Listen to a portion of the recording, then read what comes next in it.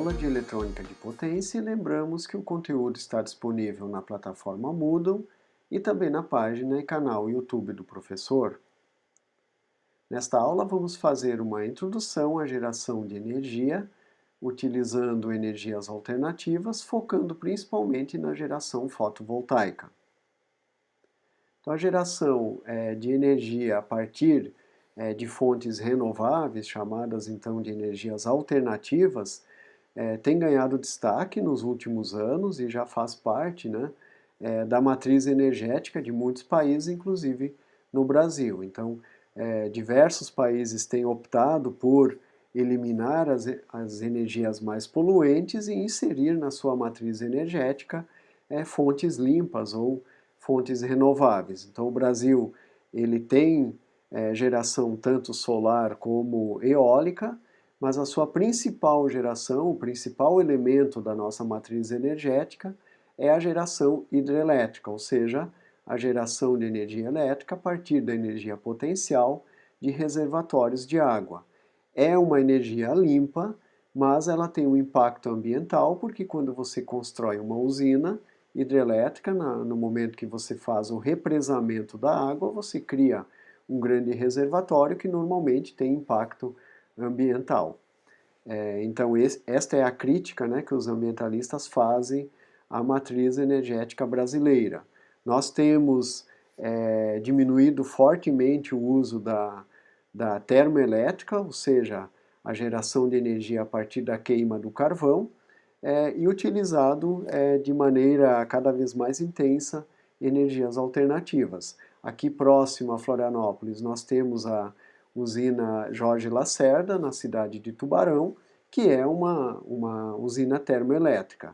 Atualmente ela tem um papel não tão relevante no sistema de geração de energia, gerando principalmente reativo para a compensação, né, de potência de energia reativa do sistema, e não necessariamente potência ativa. Então ela injeta nos momentos em que é necessário energia reativa no sistema. Então ela tem um papel, digamos assim, secundário atualmente no sistema de energia elétrica. Então a matriz brasileira tem evoluído para geração fotovoltaica e geração eólica. A geração fotovoltaica ela também precisa de uma área significativa, então isso também é um problema, porque você precisa de espaços grandes para dispor os módulos fotovoltaicos. O Brasil tem uma vantagem por ser um país tropical, em que a incidência solar é bastante intensa ao longo de praticamente todos os meses do ano, muito diferente de países como a Alemanha, que tem, né, um deslocamento em relação ao Equador já significativo, e com isso então tem uma sazonalidade muito forte. Então durante os meses de inverno, né, o ângulo de inclinação da luz solar é bastante significativo, e com isso você tem uma incidência solar baixa, enquanto que no Brasil, né, no Nordeste, Norte e Centro-Oeste, você tem ao longo do ano todo uma incidência solar bastante interessante. Até aqui no Sul, né, nós temos uma incidência solar maior do que países como do norte da Alemanha. Então a geração solar é interessante. Do ponto de vista de quantidade de energia gerada, a geração eólica ela tem um potencial muito maior. Então uma usina eólica ela gera energia da ordem de megawatts, enquanto um telhado solar você precisa muitos módulos para chegar em potências da ordem de megawatts. Então você precisa uma área muito grande para disponibilizar, para montar os módulos, os painéis solares, né? Enquanto a energia eólica, você tem a questão da sazonalidade dos ventos. Então aqui, por exemplo, em Florianópolis, nós temos um regime muito intermitente de ventos. Então, durante momentos do dia nós temos rajadas e ventos intensos, outros momentos não temos ventos. É uma região montanhosa, então o vento ele tem um perfil com muitos vetores, ou seja, você tem ventos em diversas direções e com isso você perde energia. Então a energia eólica é mais interessante de ser instalada em planícies, planaltos, em que você tem um perfil de vento mais homogêneo e com isso então uma transferência de energia melhor e também uma sazonalidade menor, ou seja, você tem ventos mais constantes. O que importa aqui não é necessariamente a força do vento, e sim a constância do vento. Todos esses geradores eólicos, eles têm, por exemplo, uma proteção mecânica contra ventos muito intensos, porque ou ele trava ou ele se desliga, enfim. Geradores pequenos, eles mudam a sua inclinação, e geradores muito, com pás muito grandes, como esses da imagem, você tem o posicionamento diferente da pá para que o gerador suporte, ventos com intensidades muito altas. Geradores pequenos, eles inclinam, ficando praticamente na horizontal para que o vento passe e não o faça girar. Então, em cada tecnologia dessas, você tem particularidades e regiões que são mais interessantes e outras menos interessantes. Por isso que um sistema de energia elétrico, ele vai ser composto por um mix de produtos. Por isso que a gente fala em matriz energética, porque a gente vai ter diferentes fontes gerando energia e todas associadas ao sistema para que você tenha, então, conforme meses do ano, conforme períodos de seca e assim por diante, você tenha uma geração mais constante.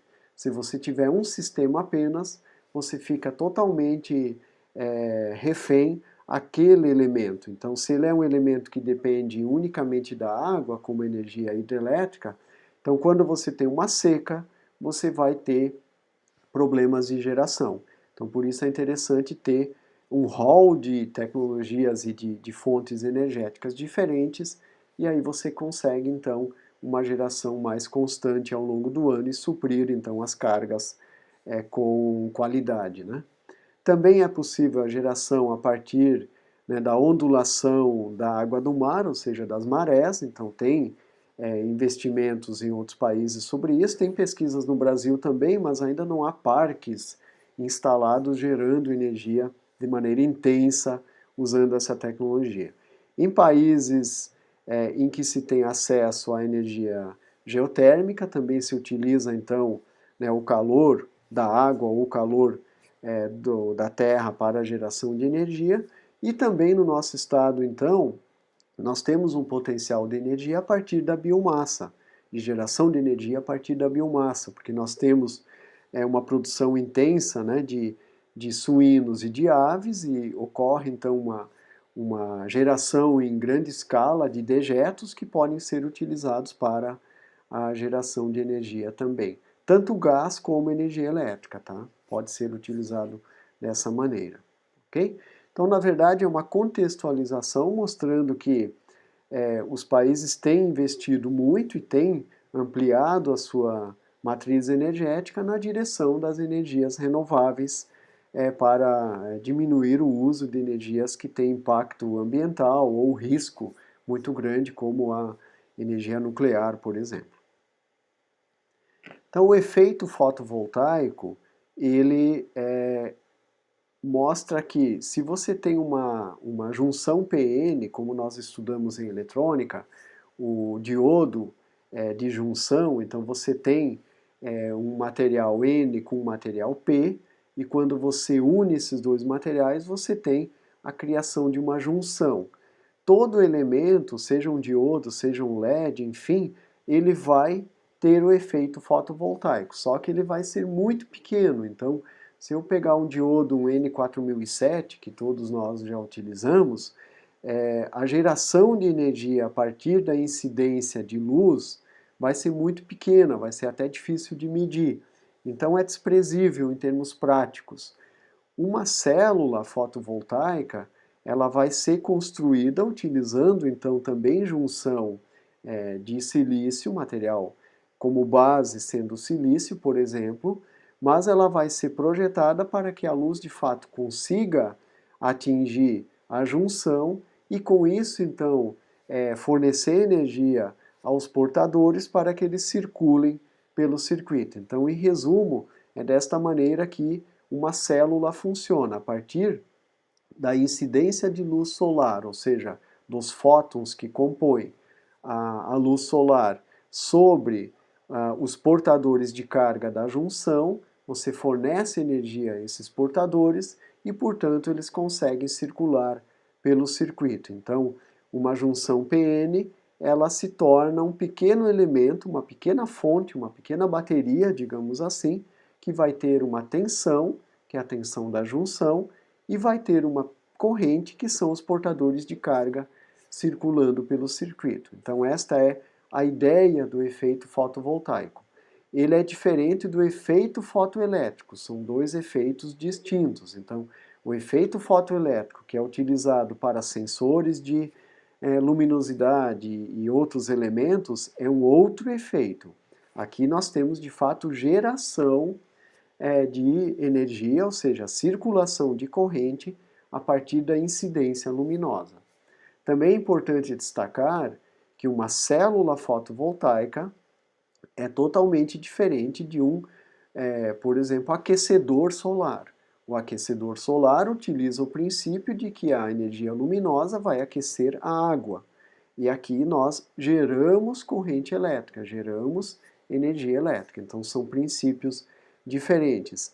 Há um material disponível muito bom e didático do Centro de Referência para Energia Solar e Eólica, Sérgio de Salvo Brito, da Eletrobras, do CEPEL, que vocês podem acessar e inclusive baixar um material que está disponível para ser utilizado para a difusão desse conhecimento e o uso cada vez mais intenso, tanto da geração fotovoltaica como da geração eólica também. Então aqui uma outra imagem mostrando essa ideia, né, de que se eu tenho um circuito externo, então aqui mostra uma lâmpada, né, conectando essa junção, por exemplo, de silício, então quando ocorre a incidência de luz, os portadores de carga adquirem energia e conseguem então com isso circular, você tem diferença de potencial suficiente para fazer as cargas circularem e elas circulam então externamente ao circuito, passando pelo consumidor ou pela carga, que neste caso seria a lâmpada. Então você tem literalmente o surgimento de uma tensão e de uma corrente, ou seja, de energia elétrica. Existem vídeos também disponíveis no YouTube, enfim, que mostram o efeito fotovoltaico para quem quiser entender um pouco melhor, estudar um pouco melhor. É interessante também observar nesses vídeos que a faixa de frequências da luz ela é bem importante na geração de energia fotovoltaica. Então, normalmente esses elementos conseguem gerar correntes e tensões maiores na luz mais amarela, ou seja, mais próxima da luz do Sol. Quando a luz tem frequências diferentes, como por exemplo de uma lâmpada com outra tecnologia, por exemplo uma lâmpada a vapor de mercúrio, uma lâmpada fluorescente, a geração não é tão intensa, a geração diminui significativamente. Este é um problema, por exemplo, de usar células fotovoltaicas no interior dos ambientes. Nós realizamos uma pesquisa com alunos há um tempo atrás, estudando diferentes tecnologias de células para acoplar, por exemplo, a pequenos dispositivos, como um sensor de presença, para você não ter que utilizar bateria, uma luz de emergência, enfim. Então a geração se daria a partir da iluminação ambiente. E de fato essas células elas são muito sensíveis ao comprimento de onda da luz que está incidindo sobre elas, ou seja, da frequência daquela intensidade luminosa. Bem, do ponto de vista prático, então isso foi um contexto mais geral e uma primeira explanação sobre a parte interna de um módulo ou painel. Então, para nós, de fato, interessa a célula, que já é um elemento que tem muitas vezes a associação de mais junções, né? Porque uma junção só, ela gera uma corrente muito pequena e uma tensão pequena também. Então, uma célula já é um elemento que pode ter a união de mais junções, e a partir da conjunção do circuito série paralelo de várias células, você tem então um módulo. Unindo diferentes módulos, você tem um painel, e usando diferentes painéis, então você tem um arranjo. e aí unindo arranjos você vai ter um parque de geração fotovoltaica neste caso. Então, quando nós olhamos aquele elemento que está disponível para compra, né, que tem um gabinete, enfim, um perfil de alumínio e tal, tem o vidro de proteção, já tem os fios de conexão, etc., aquilo é um módulo, que já é uma união de uma grande quantidade de células. E quando eu monto eles, por exemplo, em um telhado, é muito comum, né, se ter ou então um painel ou então arranjos, montando então em conjunto diferentes módulos. Porque então se faz a associação de células, né? Como eu falei, a corrente gerada por uma célula é muito pequena, assim como a tensão também é pequena. Então, para ter um efeito interessante e ter utilidade prática, faça a associação em paralelo das células para ter maiores correntes e a associação em série para ter maiores tensões. Quando eu faço então a associação e tenho a construção de um módulo, nós devemos utilizar um diodo de bloqueio que serve para evitar que, por exemplo, se eu estou carregando uma bateria, que durante a noite, quando não tem incidência luminosa, o módulo não vai gerar energia. E aí a sua corrente e sua tensão vão cair muito praticamente a zero. Neste caso, se eu tiver uma bateria conectada no módulo, a corrente iria circular da bateria para o módulo, danificando, aquecendo os elementos de silício, as junções. Então se utiliza um diodo de bloqueio para que a energia possa fluir unicamente do módulo para a bateria, para o meu sistema de armazenamento, e nunca ao contrário para não danificar o módulo. Também é interessante destacar que baterias são elementos caros e que têm uma vida útil de 3 a 5 anos. Então é mais interessante, por exemplo, no nosso potencial de geração, nas nossas residências e prédios e assim por diante, o que nós chamamos de microgeração e conexão na rede. Então nós podemos ter pequenos arranjos fotovoltaicos e nos conectarmos à rede utilizando a norma, equipamento adequado para isso, ok? E aí nós utilizamos então a rede como grande reservatório de energia. Quando nós temos sol e não estamos consumindo energia, por exemplo, durante o dia, quando estamos fora de casa, que basicamente fica ligado, né, geladeira, enfim, algum outro equipamento, né, o consumo é baixo, então o nosso sistema de microgeração vai injetar energia na rede. Com isso eu tenho créditos para consumir depois. Durante a noite ou durante períodos em que tem pouco sol e eventualmente que eu gasto mais energia, como final de semana, que a gente fica em casa, então televisor ligado, toma banho, corta grama, passa roupa e assim por diante. Então se tem consumo maior de energia e eventualmente então eu utilizo esses créditos para compensar a minha conta de energia elétrica. Então este é o modelo mais interessante para não usar baterias. Quando estamos em locais remotos, aí de fato nós temos que armazenar em baterias, ok? Quando fazemos a conexão em série, também é utilizado um diodo de bypass, ou seja, um diodo que vai, caso tenha-se problemas nos elementos, ele vai então permitir que a corrente circule por fora. Para que se faz isso? Porque se eu faço associação de diferentes células, se dá problema em uma célula, eu posso impactar ou inviabilizar o uso do conjunto todo. Então se coloca o diodo para permitir que a corrente continue passando e as demais células continuam gerando energia. Isso também acontece, por exemplo, quando eu tenho arranjos grandes e eu tenho a passagem de nuvens. Então eu tenho módulos que estão na sombra e módulos que estão no sol. Aqueles que estão no sol estão gerando mais corrente e tensão, têm amplitudes maiores então de corrente e de tensão, e aqueles que estão na sombra têm amplitudes menores. Consequentemente, eu tenho uma distribuição não mais uniforme de corrente e tensão nesse arranjo. E aí o diodo pode ser necessário porque se um determinado conjunto tiver tensão maior que o outro, aquele que tem tensão menor passaria a ser carga do outro conjunto, e aí o diodo vai evitar essa situação. Que tecnologias utilizamos atualmente? Existem estudos, enfim, desenvolvimento de diferentes tecnologias, inclusive para uso no interior dos ambientes, tá? Mas ainda as mais utilizadas para parques fotovoltaicos são o silício monocristalino, policristalino e o amorfo hidrogenado. Essas são as três tecnologias ainda mais utilizadas em larga escala.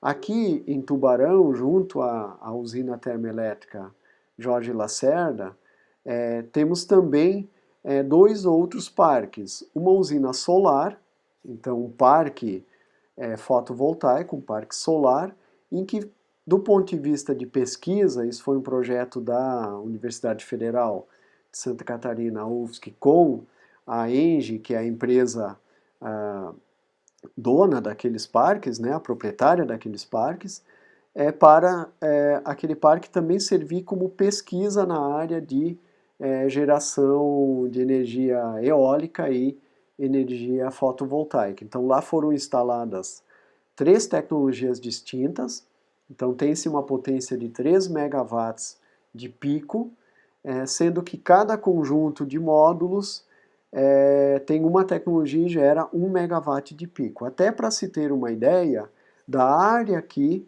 essas tecnologias ocupam, para que eu tenha 1 megawatt em cada conjunto. Tá? Aqui você tem uma foto aérea e não fica tão evidente, né, a ocupação em termos de área, tá? Das três tecnologias. Então lá foi utilizado o silício amorfo ou microcristalino, o multicristalino ou policristalino e também com cobre, índio e galho.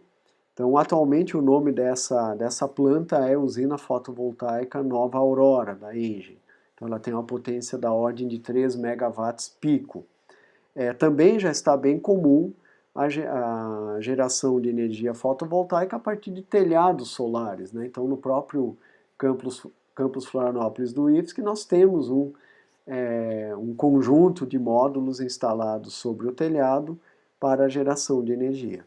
Também lá em Tubarão tem uma torre para a geração de energia eólica, que gera só ela, então percebam a diferença, um gerador eólico sozinho gera 2,1 megawatts, enquanto que eu preciso três conjuntos com centenas de módulos para gerar 3 megawatts em termos de fotovoltaica. Essa torre ela tem uma altura de 120 metros e o rotor ele tem um diâmetro de 110 metros, então um raio de 55 metros, ou seja, é realmente bastante grande, tá?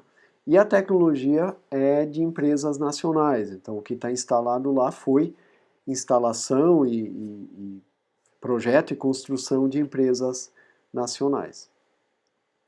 Então a célula de silício monocristalino, né, é criada a partir de uma junção PN. O rendimento, percebam que é da ordem de 15 a 18, 20%. Ela tem um custo elevado, tá? Então não é sempre que se utiliza o monocristalino pela questão do custo. Já o policristalino, então percebam a diferença, né? Se consegue ver que o cristal ele tem regiões com cores diferentes, então mostrando que ele não é tão uniforme, tão homogêneo, e por isso então você tem um rendimento menor, mas você tem um custo menor também, então elas são mais baratas, tá? Esses são os módulos mais baratos para serem adquiridos aí no comércio, tá? Então é o monocristalino com imperfeições, ok? E aí, então eu tenho o policristalino. E finalmente o amorfo hidrogenado, que talvez vocês já tenham visto em calculadoras, por exemplo, em brinquedos, né? Ele tem uma cor bem distinta, assim, um cinza escuro, né? E ele é bem uniforme, tá? Ele não tem aquelas imperfeições do policristalino, tá? Tem um rendimento bastante baixo, de 6 a 8%, mas é muito barato e por isso é utilizado em brinquedos, em eletrônicos de pequeno tamanho. Bom, vamos falar agora, falamos, né, das tecnologias de módulos, vamos falar agora então das características elétricas desses elementos. Então, um módulo fotovoltaico, que é aquele conjunto em que eu tenho os fios disponíveis, então eu vejo ele como um conjunto inteiro, né? Ele vai ter uma tensão de circuito aberto, que é a tensão que eu meço com o multímetro sem conectar carga a ele. Então, se eu meço, por exemplo, aqui dentro da sala, vai dar um determinado valor. Se eu coloco lá fora no sol, eu vou ter um valor bem maior, tá? A tensão de circuito aberto é a maior tensão que ele consegue gerar, ok?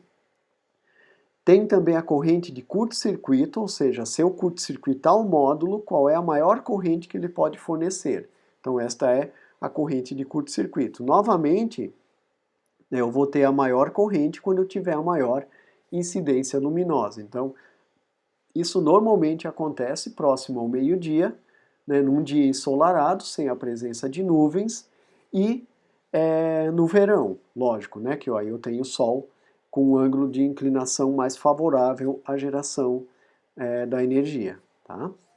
Com isso eu tenho então uma potência máxima que esse módulo pode fornecer, então a potência que o fabricante diz e que eu olho no site quando eu vou comprar esse módulo é a potência máxima, não é a potência que ele vai fornecer continuamente.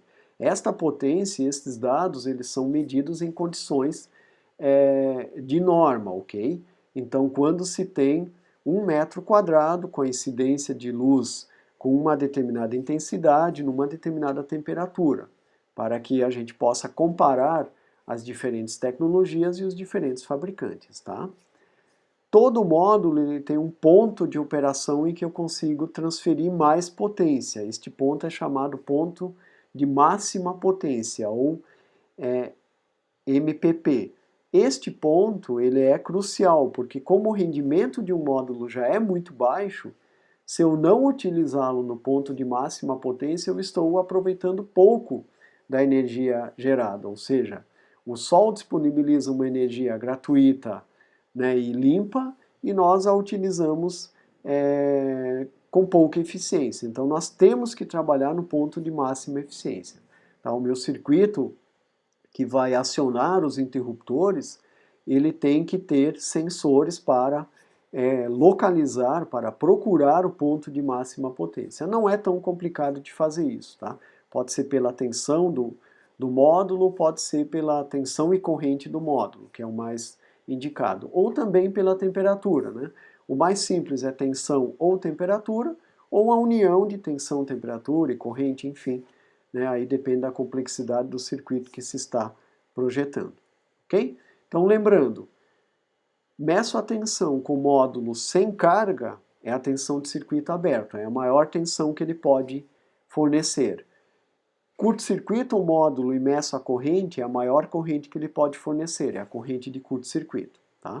Isso não danifica o módulo, ok? Porque ele é projetado para isso, para fornecer a maior corrente quando eu tenho a intensidade luminosa apropriada sobre ele. Então, como que eu identifico esses parâmetros e como que eu obtenho a curva de um módulo, tá? Porque, inclusive, com o acúmulo de sujeira, com o uso ao longo de anos, a característica do módulo vai sendo modificada. E aí, como é que eu faria um teste se o módulo está ok? O ideal é levantar a curva. Esta curva pode ser levantada, então, com o uso de um multímetro, na escala de corrente ou escala de tensão, e com uma carga variável, porque teoricamente eu tenho que ir do curto-circuito até circuito aberto. Porque no curto-circuito eu vou medir a maior corrente e no circuito aberto eu vou medir a maior tensão. Então eu teria que utilizar um resistor que permitisse variar a resistência de zero, curto-circuito, até infinito, circuito aberto. Tá? Potenciômetro é complicado, esse que a gente utiliza em montagens eletrônicas, porque ele é de baixa potência. Ele vai danificar, então eu teria que utilizar resistores de potência, ou reostatos, por exemplo. Tá? Esse seria o método manual, né? Modificar a carga e ir medindo os pontos. O mais simples é medir tensão de circuito aberto e medir corrente de curto-circuito. Para isso eu não preciso um resistor. e isso eu posso comparar com os dados do fabricante para ter uma ideia se o módulo está funcionando adequadamente. Agora, pontos intermediários eu não terei sem a presença, então, de uma carga.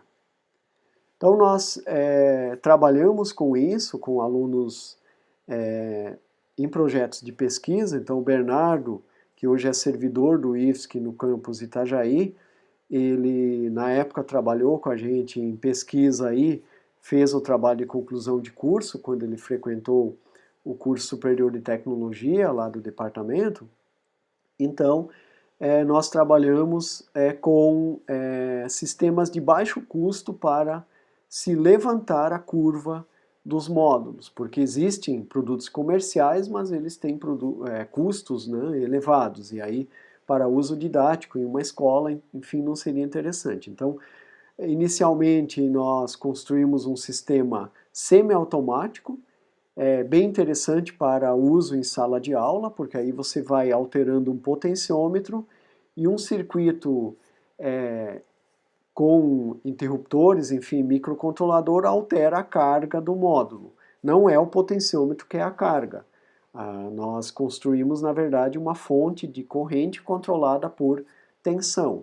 Então, quando eu altero o valor do potenciômetro, eu estou alterando uma tensão de referência do microcontrolador, que vai gerar em sua saída um valor PWM proporcional, e isso vai ser aplicado então nesta fonte de corrente controlada por tensão, tá?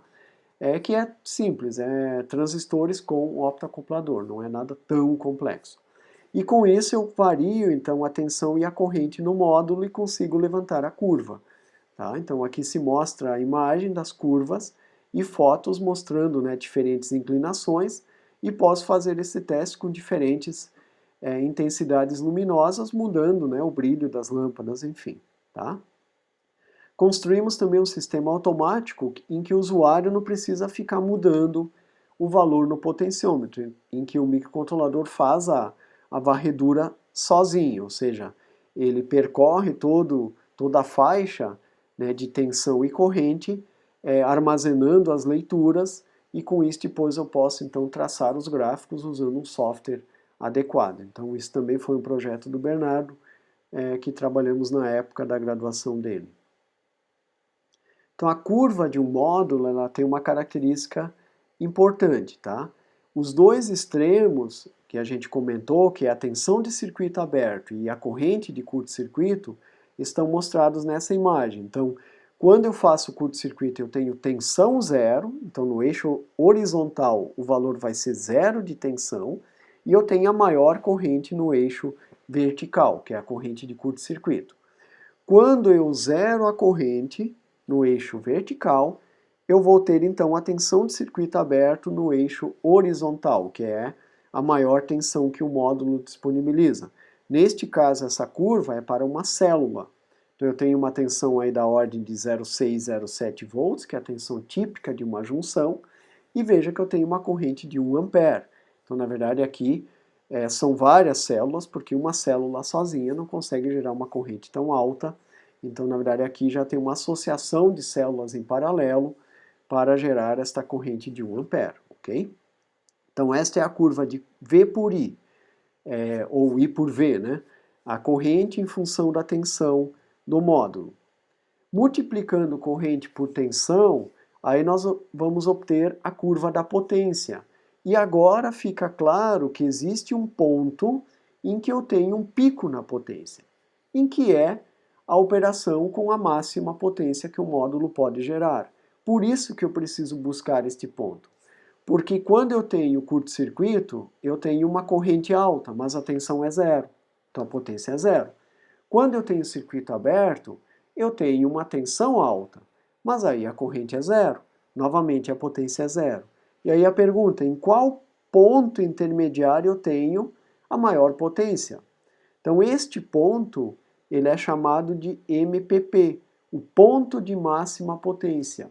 E o circuito que varre a curva procurando este ponto é chamado de MPPT, ou seja, o rastreador de máxima potência, ok? Então isso fica bem evidente nesta curva que temos um ponto em que a potência é máxima. Um destaque, Este ponto ele muda com a temperatura do módulo, e aí de manhã cedo o módulo está frio, este ponto vai estar numa região. Na hora do almoço que o módulo está quente, porque a intensidade solar é alta, né, grande, então eu tenho um módulo quente e assim por diante. Né? Se chove em cima, o módulo fica mais frio, se está num dia sem vento e sem chuva, enfim, o módulo fica mais quente. Então, esta curva ela se desloca para a direita e para a esquerda, conforme a temperatura do módulo e também conforme a intensidade luminosa. Esta curva aqui de corrente, pela tensão, quando a intensidade luminosa é alta, eu tenho a curva, né, com um valor alto de amplitude. Quando eu estou com o módulo no escuro à noite, esta curva zera. Então, em termos de corrente, eu tenho um aumento de amplitude conforme a intensidade luminosa. E com a temperatura é a tensão que aumenta e diminui, porque a junção PN, a queda de tensão da barreira de potencial varia com a temperatura. Então eu tenho a curva andando para a direita e para a esquerda. Então a curva se desloca no eixo horizontal para a direita e para a esquerda conforme a temperatura do módulo, e a curva se desloca no eixo vertical para cima e para baixo conforme a intensidade luminosa. Muito bem. Então, para vocês terem uma ideia, um módulo pequeno, né, aqui tem uma lapiseira mostrando, então é um módulo de 50 centímetros por 20 e pouco, 30 centímetros de largura, né, aqui já com a proteção de alumínio, o vidro protetor das células, então aqui a gente pode perceber o conjunto de células. Cada retângulo daqueles é uma célula, e ali no meio passa uma fita em que as conexões são soldadas, tá? Em que é feito então o arranjo dessas células para se ter o módulo. Este módulo aqui é de 5 watts, tem uma corrente máxima de 310 mA e uma tensão máxima de 21,5 volts. No ponto de melhor geração, no ponto de máxima potência, eu tenho 0,28 amperes, ou seja, 280 miliamperes e 17,7 volts. Então vejo que é um ponto próximo aos valores máximos, mas ele não é com os valores máximos. Tá? Para simular e para estudar, então existe um circuito equivalente do módulo. Então, a partir de elementos de circuito, resistor, diodo e fonte de corrente, eu posso colocar no simulador um módulo fotovoltaico, tá? Calculando esses elementos. Então, a corrente de curto-circuito pega-se do catálogo, a tensão de circuito aberto pega-se do catálogo, a tensão de máxima potência e a corrente de máxima potência também estão no catálogo, e com isso a gente calcula a resistência série e a resistência paralelo. Então este circuito mostrado nesta imagem, ele vai ter o comportamento de um módulo, ou seja, ele vai permitir que eu faça simulações e estudos, obtendo aquelas curvas que vimos anteriormente, tá? Então, a partir dos dados que o fabricante fornece, nós podemos desenhar o circuito equivalente. Então, aqui tem um exemplo para um outro módulo de 3 watts, com corrente de curto-circuito de 0,19, ou seja, 190 miliamperes. Então, vejam que a fonte de corrente tem o seu valor setado com a corrente de curto-circuito, enquanto que a queda de tensão do diodo é a tensão de circuito aberto. Então, o diodo vai ser configurado para uma tensão de 21,7 volts. Então, a fonte de corrente e o diodo definem tensão máxima e corrente máxima, ok? Já as resistências série e paralela são calculadas, então neste caso aqui a resistência em paralelo é da ordem de 1K e a resistência em série da ordem de 25 ohms.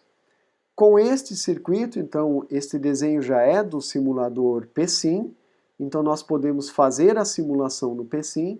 Nesta imagem está mostrando, então, um amperímetro que vai permitir que eu olhe a corrente do módulo, PV, e um voltímetro que vai permitir que eu olhe a tensão do módulo PV.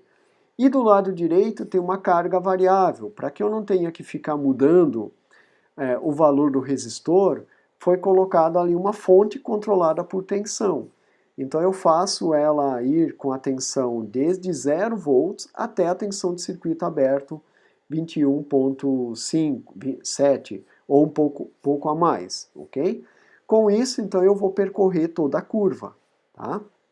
E vejo que ali também tem o diodo de bloqueio, tá? Porque senão a minha fonte vai fornecer energia para o módulo e isso não é correto.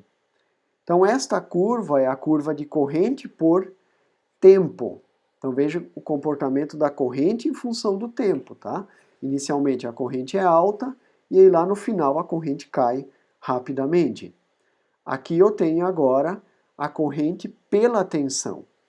Então aqui eu tenho a corrente no eixo vertical e a tensão no eixo horizontal. Então eu tenho IPV por VPV, que é a tensão do módulo fotovoltaico a corrente do módulo fotovoltaico pela tensão do módulo fotovoltaico. Com isso eu posso fazer uma vez a outra e encontrar a curva. Então percebam aqui que ele desenha de fato a curva, né? E ela tem um ponto de máxima potência que é 3 watts, tá? Ou próximo aí a 3 watts, que é a potência máxima do módulo conforme o fabricante, tá? E aqui as duas juntas para mostrar que o ponto de máxima potência é onde a corrente começa a mudar a sua inclinação, tá?